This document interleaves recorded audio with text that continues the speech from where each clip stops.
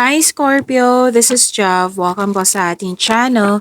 By the way, Scorpio, this is your weekly gabay tarot reading from April 13 to April 19, 2026.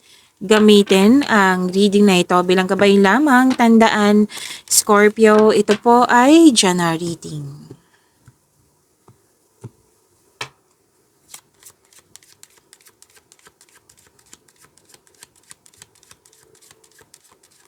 Mga parating pa para kay Scorpio ngayong April 13 to 19, 2026.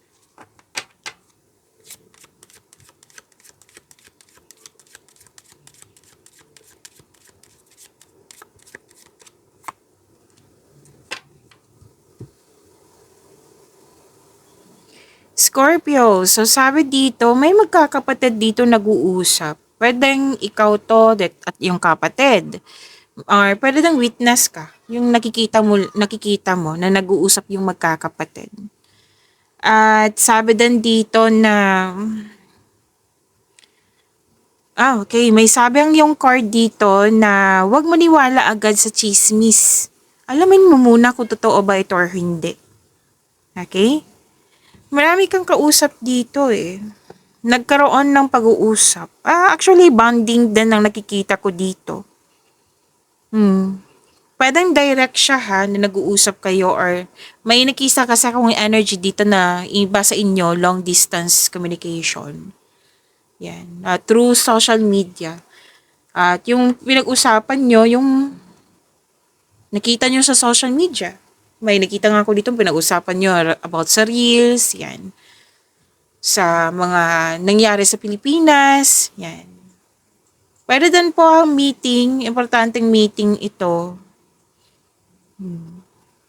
So yan po yung pinapaalala sa iyo na huwag maniwala agad sa chismis. Alamin nyo muna kung totoo ba to or hindi.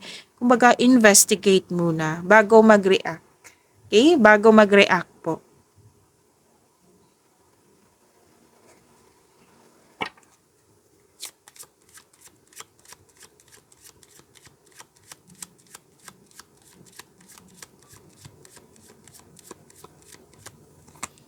Scorpio, baka may narinig kayong ingay sa background ko. So, bakasyon na po kasi.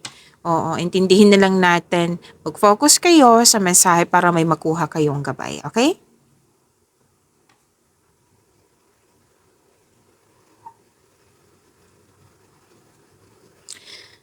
Okay, nakikita ko po dito na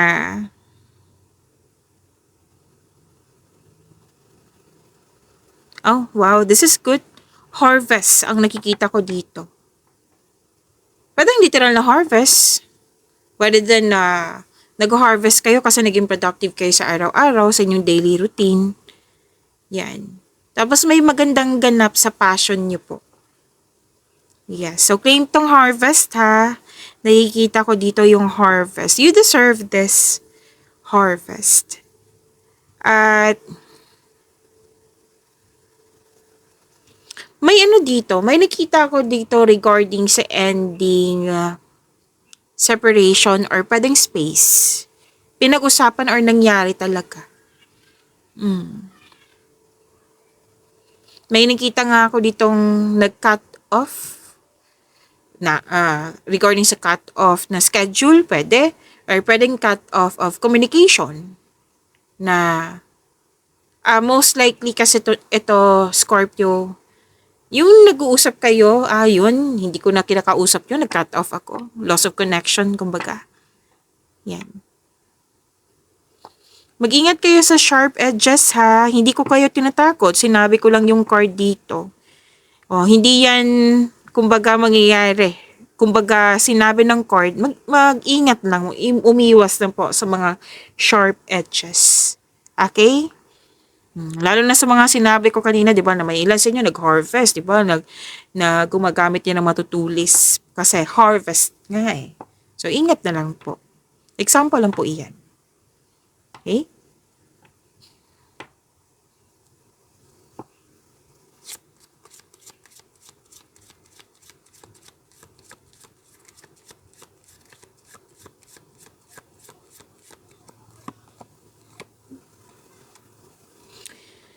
May kausap ka din dito. Pwede yung kausap mo kanina.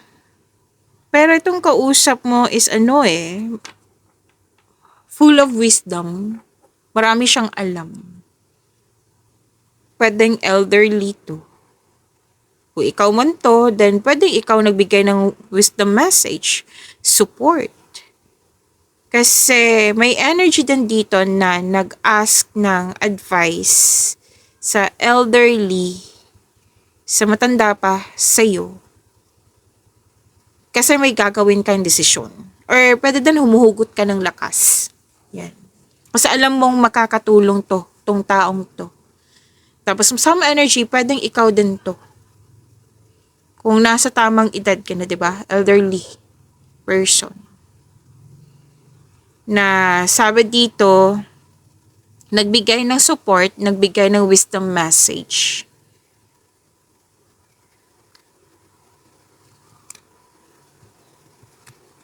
Kasi, nakikita ko dito na malaki ang tiwala mo kasi maraming ang experience na sa buhay, marami na siyang napatunayan. May nakita nga akong pagkakaisa dito. So most likely, malapit to sa iyo.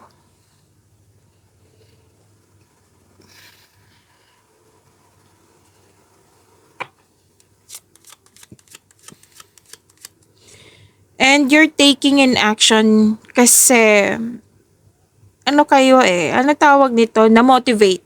Na-motivate po kayo. Na you're taking action kasi na-motivate na kayo. Kasi you have the support. Naka-receive kayo ng wisdom message.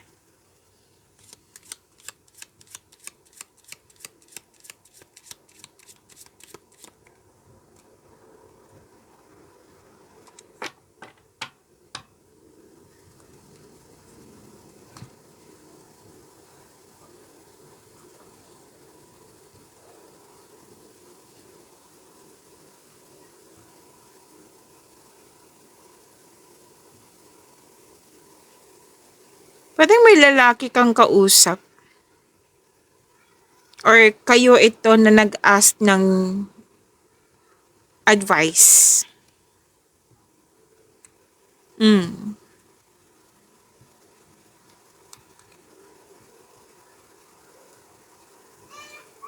May nakita ako dito, Scorpio, na may mahalagang desisyon. Most likely, sa mga ginagawa mo to sa araw-araw, desisyon po, may mahalagang ganap sa passion mo.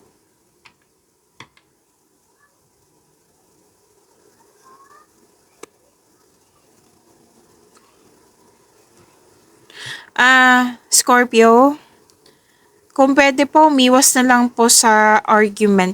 Kasi nakikita ko dito parang na-provoke ka.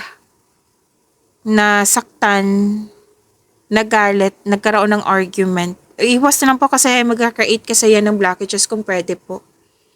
O baka control. Kasi may anger ako nakikita dito. Pwede ikaw yung nagalit, pwede siya yung nagalit. Okay? Kasi hindi talaga yan nakakabuti sa inyong energy. Magbibigay kasi yan ng blockages na yan.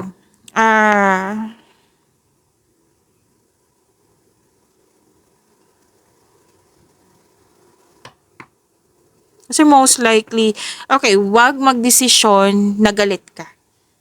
Okay? Hindi yan nakakabuti sa iyo. Yan yung paalala ng card. Kasi minsan kasi, kahit ako sa noon, na magdesisyon kasi ako pag galit.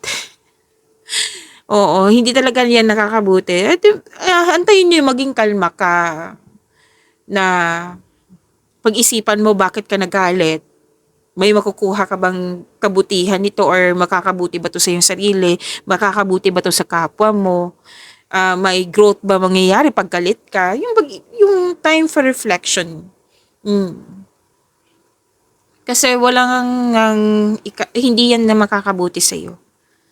So, wag magdesisyon pag galit. Okay?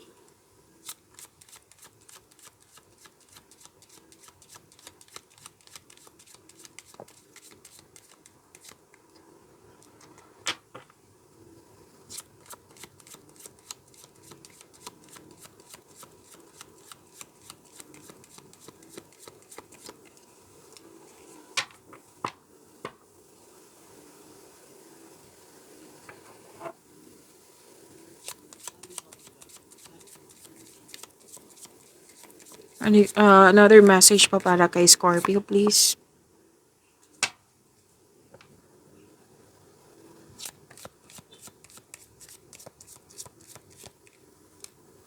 Okay. Nagdagdag ako ng cards kasi I need clarification. Scorpio, di ba nasaktan kayo? Kailangan kasi nito ng time for reflection kasi may anger issue na dito or fear, doubt, hesitation, nag-overthink kayo. Alam niyo naman pag overthink, disappointment, then matitrigger yung anxiety. So, wag niyong hayaan po. Kumbaga, wag niyong anong tawag nito? Wag mong pahirapan yung sarili mo. Kasi we cannot control everyone. We cannot control kung ano man yung dumating. May mangyayari talagang hindi pabor sa atin. May mangyayari talagang hindi naniniwala sa atin. Na like, hindi talaga masusunod lahat ha. May ano talaga. May pagkakataon, may araw na hindi masunod yung gusto natin. So, huwag kayong ma-disappoint. Huwag mong pahirapan yung sarili mo. Huwag mong saktan yung sarili mo. Kumbaga, iwasan tong self-deception na nakikita ko. Kasi hindi talaga yan nakakabuti sa'yo. Okay, Scorpio? Kasi I believe you're na nakikita ko dito sa cards mo, gusto mo nang may clarification ka, para kang nagmamadali. Kaya nga sinabi ng card dito na huwag kang magmadali, lalo na sa paggawa ng desisyon. Huwag kang magmadali kasi magkakos ito ng away ba?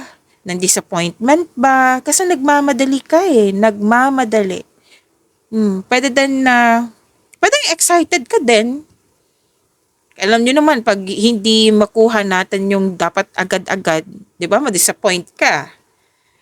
Kasunod yan, matitrigger yung anxiety mo. So, wag mong hayaan. Isipin mo kumbaga, protect yourself. Wag mong pahirapan yung sarili mo. Kaya nga, dumami yung cards mo kasi I need clarification kasi, oo. Kasi nagmamadali talaga. Nagmamadali, gusto mo na. Gusto mo ngayon. Yan. It might be nangyari to, Scorpio, kasi tinitest yung patience mo. O, tingnan na nga natin na kung mataas na bang pasensya ni Scorpio. Yan. Kasi kailangan to Kailangan mong mapagdaanan kasi I believe may lesson kang makukuha. Pwedeng improvement sa iyong sarili. Nakikita ko naman dito pag ma-realize mo, magiging thankful ka sa iyong sarili. Sa wakas na mas lumawak yung pag-intindin ko sa isang bagay, sa isang tao, yung mas magiging magaan from mabigat. Basta po, realization ang dapat mangyayari. Realization na hindi siya lang dahil sa init ng ulo, lang dahil sa yung masama, kundi realization para sa ikakabuti sa iyong sarili. Okay? So, nahihirapan akong magsalita kasi kanina pa like, ano bang nangyari kay Scorpio? Like, yes, tahimik ka minsan, pero hindi talaga tama yung papahirapan mo yung sarili mo. Kakampi mo yung sarili mo, Scorpio. Okay? So, ganyan talaga. We cannot please everyone. We cannot please talaga. Kailangan ng acceptance Punot dulo nito, acceptance at pag-intindi. Mas piliin talaga yung kindness nyo kaysa piliin nyo yung nagbigay ng sama ng loob sa iyo, like basta piliin nyo yung inner peace kaysa gulo. But question yourself, Scorpio. Ano yung piliin mo? Yung gulo? Yung away? Yung ipipressure mo yung sarili mo? Or yung inner peace? Okay? And nakikita ko naman dito na kung tutulungan mo yung sarili mo, kung willing kang to move forward,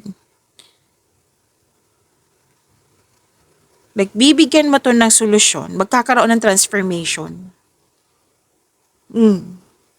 May May nakita ka ako dito na tumiwalag ka, umiwas ka, nagput ka ng limitation, may separation, may end of contract, may taong mahirap kausap, like, ito yung nagbibigay ng bigat ng nararamdaman na kailangan i-let go. Kailangan i-let go po. Huwag pilitin.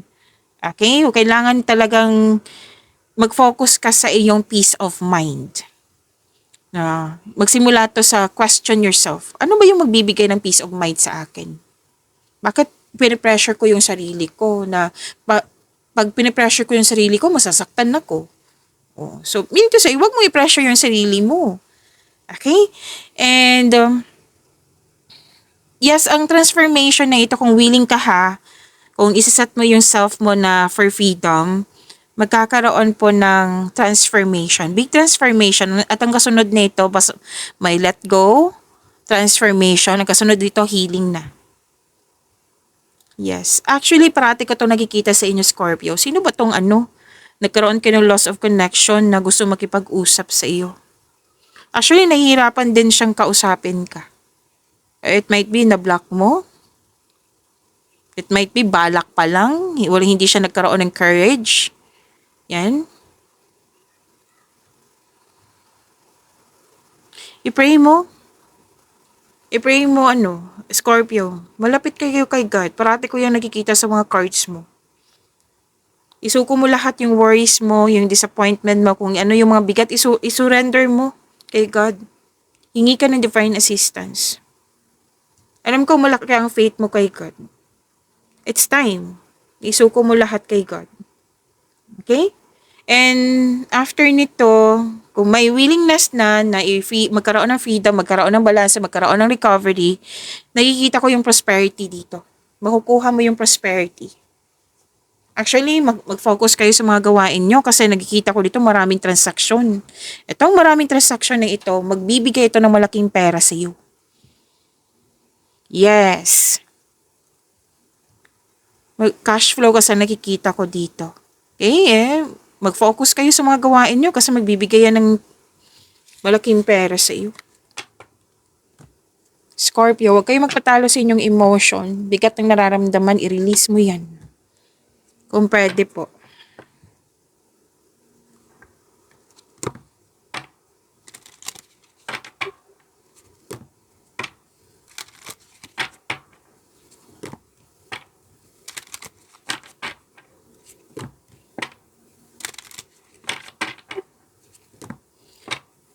Kuha tayo ng angel number mo, Scorpio.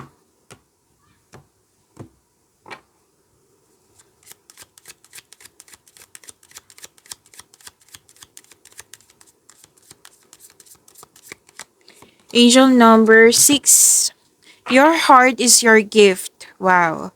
You're a natural born nurturer and have a great talent for helping and healing others. You're the epitome of self-sacrifice and a protector of those you love. Ganito naman yung water signs eh. Na, na, I don't know kung alam nyo na sa water signs, Cancer, Pisces, Scorpio, na magaling kayo mag-alaga sa kapwa nyo. It's like sa family, talagang nagsiserve talaga kayo. Yung sipag nyo is hindi lang para sa yung sarili, para talaga sa kanila din. Yan. And protect your emotion also kasi nakikita ko dito na, 'di ba? Kailangan ng balance po. So, you are a natural born nurturer. Ganito talaga sa Scorpio. Water signs ka kasi. Tandaan nyo yan. Minsan ko lang yan sasabihin. Okay? And, nakikita ko dito, naging generous ka. You're showing your kindness to everyone. Na talagang, if someone is asking tulong, pwedeng tumanggi ka at first, pero hanggang bukas, iniisip mo pa rin na, ay kawawa. Naawa ako. Kailangan kong tulungan to. Yan. So, yun nga, natural born nurturer kayo, very generous. Like, willing kayo mag-sacrifice para matulungan, para maibigay mo lang to sa taong mahal mo. Yes, Scorpio. Parati ko yan nakikita sa inyo kahit sa study. Kahit sa mga tao na Scorpio, marami kong kilalang Scorpio. So to attract more blessings, let us say the power of affirmation. Twice ha? Twice po. Kasi positive affirmation to. To attract more blessings, let us say the power affirmation. Let us say, I am nurturing. Again, I am nurturing. So, i-pause nyo po yung video para mabasa nyo at mas maintindihan. Okay. So, claim nyo po angel number 6 po. Scorpio.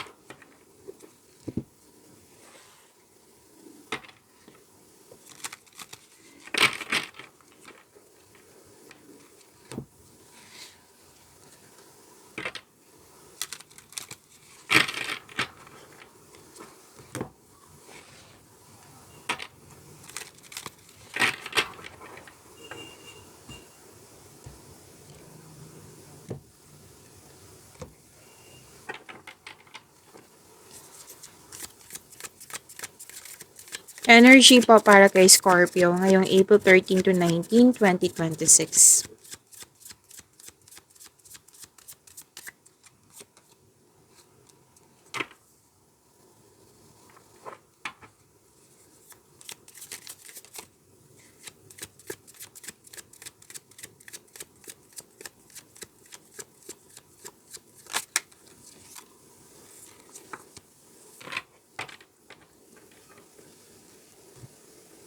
Scorpio, maraming salamat po sa mga hindi nag-skip ng ads. Subscribe na po kayo sa ating channel at click bell notification para updated po kayo sa reading natin.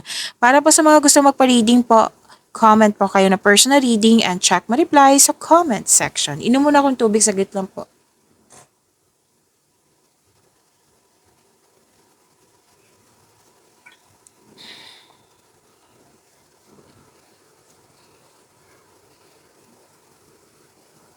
Scorpio, this is good. Sinabi dito na acceptance na to, which is advice ng card kanina, 'di ba, na kailangan ng acceptance in order to move forward. Okay? Dito po, you're embarking on a healing journey. This is good. Ang ganda nito. You're moving forward para magkaroon ng balanse, para magkaroon ng pagkakaisa. Paglalakbay, pagpaalam. O, yan yung sinabi kanina, 'di ba? O, lumabas sa tarot cards niyo po. Or posible din na may invitation na kailangan mong pumunta. May nakita lang akong relocation, travel sa ibang lugar, lipat work, lipat bahay, or bakasyon. Marami kang dalang hinanakit, oh. Naghahanap ka ng solusyon sa inyong problema. Ang sabi ng iyong card, habaan ng pasensya, papunta ka na sa paroroonan. Umiiwas ka sa toxicity, which is right. Tama yan. Excuse me, kailangan ko mag-burp. Mismo ikaw yung nag-decide. Kasi may acceptance na eh, which is, ito dapat. Kailangan talaga. Acceptance, willingness. Yan ang sinabi ko kanina sa iyo, sa iyong cards kanina. Mismo ikaw yung lumayo para magkaroon ng healing. Nag-vacation leave ka, para makahinga, which is maganda to. Nasabi ko kanina na may plano mag-resign ng ilan sa inyo para subukan yung ibang career opportunities. And by the way, may parating na malaking pera, which is lumabas din kanina. Lumabas sa inyong tarot cards. To-clarify po, claim. Pagkakaroon po ng financial stability. Yes, claim po. So this is good. Ang ganda talaga. Nag-decide ka na mag-move on mula sa mapanakit na pangyayari. Yan. Dapat move forward.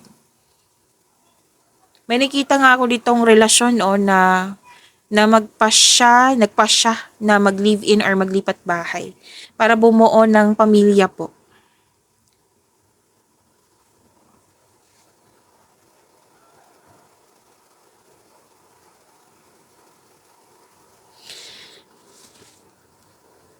Hanggang ka sa dito, like nag-iisip ka dito, nagkaroon ng stagnation, yung pagwawalang kilos, malalam yung iniisip, your emotions, energy stagnant. Pero at the end of the day, nakikita ko naman dito, nagpasya ka na mag-move forward. Napagod ka sa kaka-overthink ko. Hindi po masamang mag-isip mag-isip. Kung sa tingin mo, overthinking na, stop muna. Okay? Pahinga muna. I-change channel mo. Kasi napagod ka sa kakaisip eh. Like, nadadrain na yung energy mo, nangihina ka na. Hindi po yan tama. Kailangan balance lang po. Pero doon may alok sa'yo. May mga alok opportunities na pinag-isipan mo kung ano may yung i-grab mo. Pinag-isipan mo ng mabuti. Kasi naging guarded ka. Kasi guarded is fear. Kailangan ma-release din tong fear na ito kasi hindi yan nakakabuti din sa'yo. Kung pwede po. Hindi naman po masama maging wise. Don't hesitate too long lang. Kasi masyadong na mahaba yung pag-iisip nga. Magkakaroon siya ng overthinking or malilito ka na yan sa ending na yan. At the end of the day, malilito ka na kung ano yung pipiliin mo. So don't hesitate too long. Make it balance. And para kang stuck ang nakikita ko dito, para ka nakatali sa isang bagay, sitwasyon or sa isang tao na nahihirapan ka. So this is nahihirapan. Okay? Ang sinabi kasi ng card dito, this is choice. Dapat choice mong mag-forgive, lalo na sa iyong sarili. Forgive the situation, forgive the person, forgive yourself. Miss Jov, hindi ko naman pwedeng patawarin siya kasi may trauma. May ganyan mga comment na nakikita ko. We can forgive this person through your mind and heart. Gagawin mo to, hindi lang para sa kanya, gagawin mo to para sa iyong sarili. Kasi nga, we are here to find inner peace.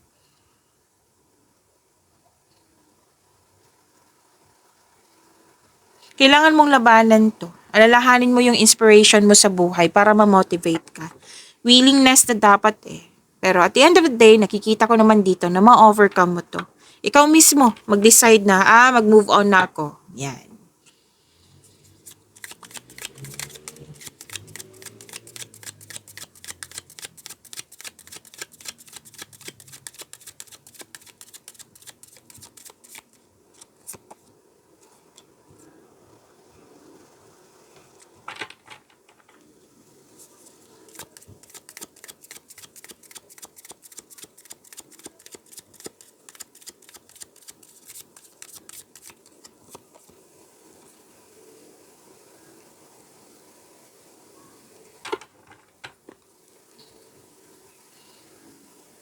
Career and money niyo po, Scorpio.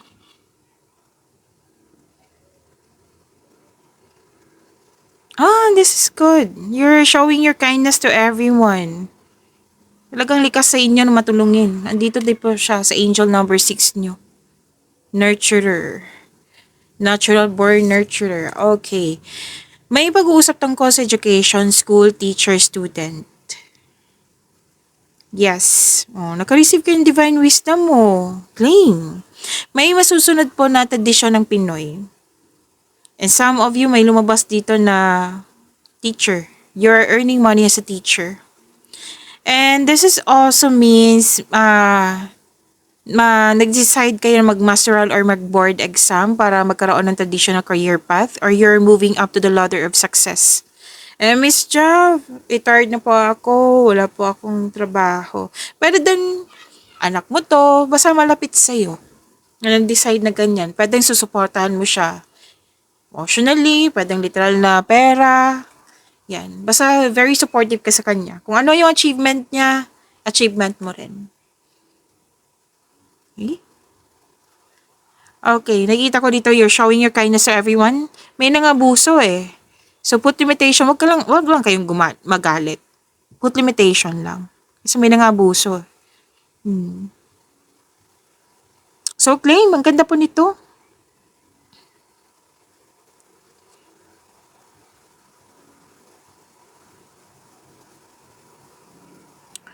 Okay, opportunities din to.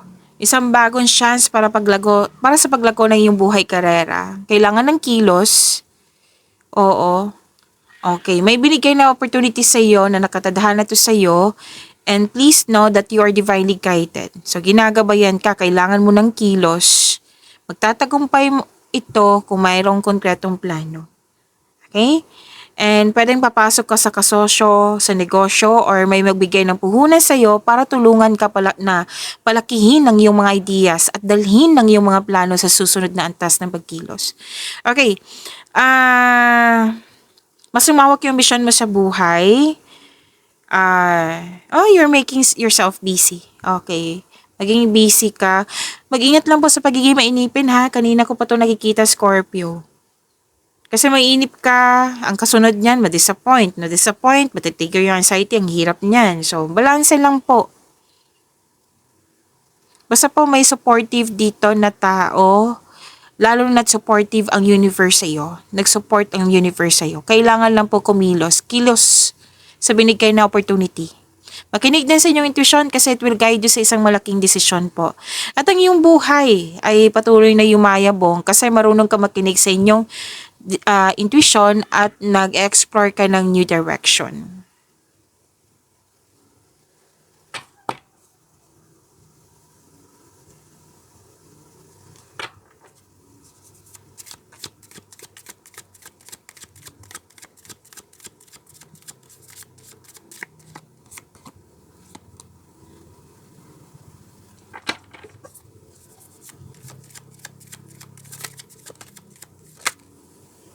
Okay, takpan ko kasi nakahubad. Hindi po siya pwede dito pero don't you worry, i-reading po natin yan. Yan.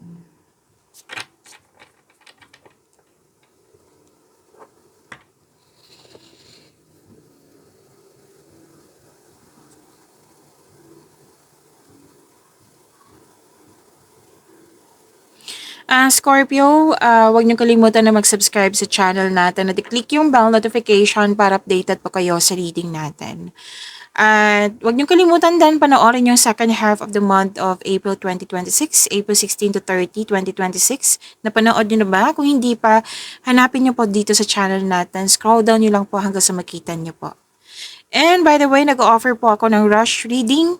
Opo, kung gusto niyo po, comment down personal reading at antayin yung reply ko.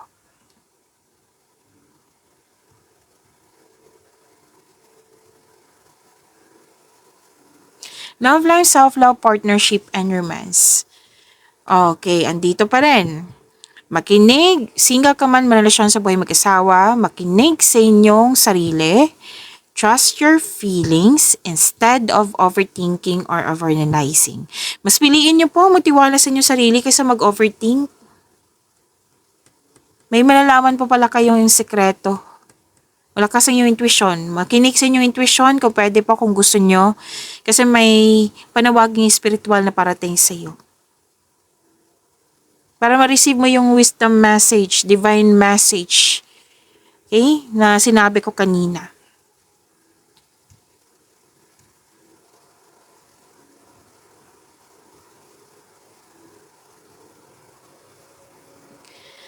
At may advice ang card nyo dito. Kasi may nakita ako dito, may ginagawa po daw kayo na hindi nakakabuti sa iyong sarili, pero pinapatuloy mo pa rin. It might be may dahilan ka. Pwede din po na may controlling person dyan, toxic person. Pwede din na lust over love. Okay? Kunin nyo lang kung ano yung naka-resonate sa inyo ha. This is general readings. Oo, paalala lang. And pwede din po overspending sa trabaho, overspending sa material na bagay, or overwork, overthinking pala. Oo. So, sabi ng card, kailangan pong, dalawang card mismo nagsabi ha, kailangan po ng balanse, kailangan po ng recovery, kailangan po ng freedom. Kailangan willing ka ha, sabi ng iyong card.